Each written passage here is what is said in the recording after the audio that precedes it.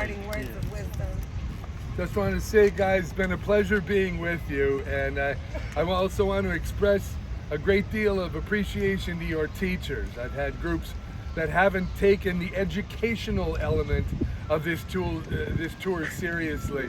The fact that you and they took it seriously means a lot to me. It's kind of dull to be with a bunch of kids that don't really care what they're doing here, and all they do is eat and stuff like that, right? You guys didn't care about eating. Anyway, it's been a pleasure meeting you, and even people from Midwest like me, we don't have an accent, so it's wonderful. Have a good trip back. Hope to see you all again someday. Next time I'll speak with a Boston accent so everybody can understand.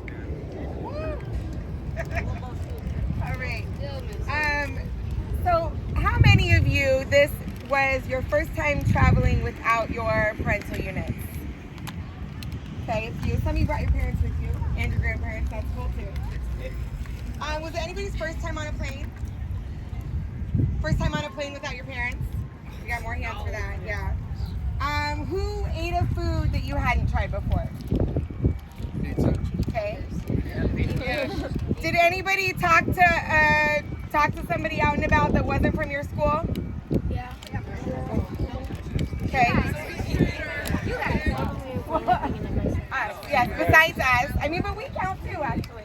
Yeah. So I say all that to say I hope you had some new experiences on this trip.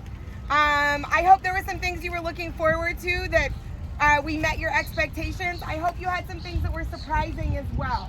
I hope you had some experiences where you had to be a little bit flexible. Things didn't turn out exactly how you thought they would.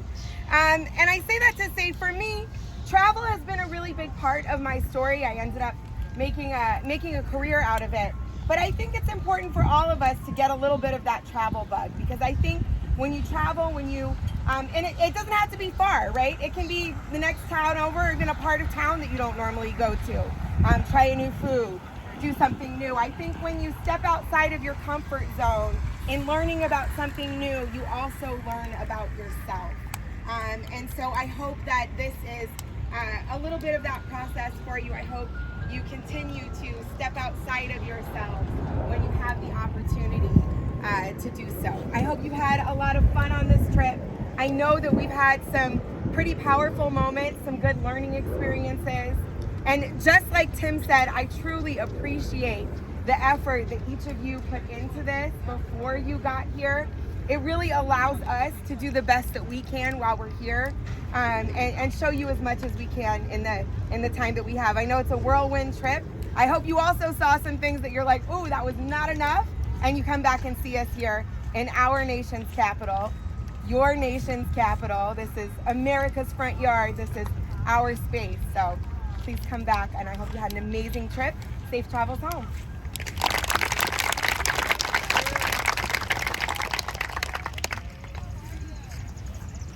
Always the hard part, because I consider you guys my kids. If I've got you for 20 minutes, you are my kids, man. And life is a story, young people, and it consists of chapters. Your Washington, D.C. 2022 chapter is coming to an end, but the story continues. Your story continues. I can say that I and the other guys have tried to give you everything we could possibly give you in the time that we've had with you. I've coached football for 15 seasons, and let me just tell you, as far as I was concerned, it was one thing, and that was for my players to get on the field and be the absolute best. And it is the same standard for you guys. When you guys get on the field, the standard is up here. That every time you step on the field, you bringing it. And when you come to the plate, you're on the on-deck circle right now, which means you're next up at bat. But when you come up there, guess what? The expectation, you knock it out the park, that's it. Nothing short of that. I'm still kind of moved from this morning, us being at the Vietnam Veterans Memorial. And I gotta do this.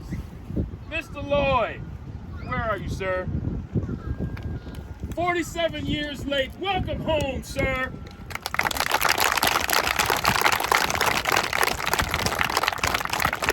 This man was a door gunner.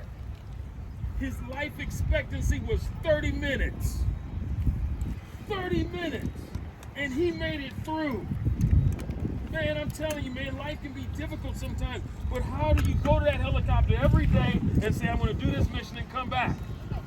Day after day after day. If I had the opportunity, I'd been sitting down listening to his story. Because I know he heard rounds on that helicopter every day. And you couldn't hide from that. But every day, he got what was necessary and made it happen. I hope when I grow up, I hope I'm like him.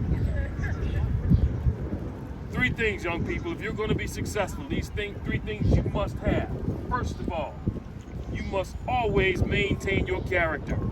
It is doing the right thing when no one's looking.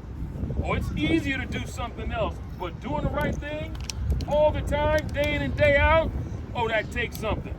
But as a leader, that's what you've got to do. Number 2 is competency. All of you are going to go your separate ways at some point and do different things. But whatever you do, whatever you choose to do, you be the best at it. You be, especially my young ladies, because folk gonna get to talking. Oh, who she thinks she is? Oh, what she do to get? How did she get the job? What did she have to do? She had to outperform everybody. That's all that matters. And number 3, it is one thing for you to be great, young people, and there's greatness inside of you. But here's the thing: you've got to inspire people around you to be great. That's what you got to do. And we don't need everybody. This group right here can change the world. And guess what? The world is waiting on you. There's greatness inside of you, man. Oh my goodness. There's greatness inside of you, and we can't wait. Everybody up. Everybody up. Touch somebody, man. Touch somebody. You guys one team, man. And you're ready to go rock the world. I'm telling you, say it like you mean it, man. Greatness on 3.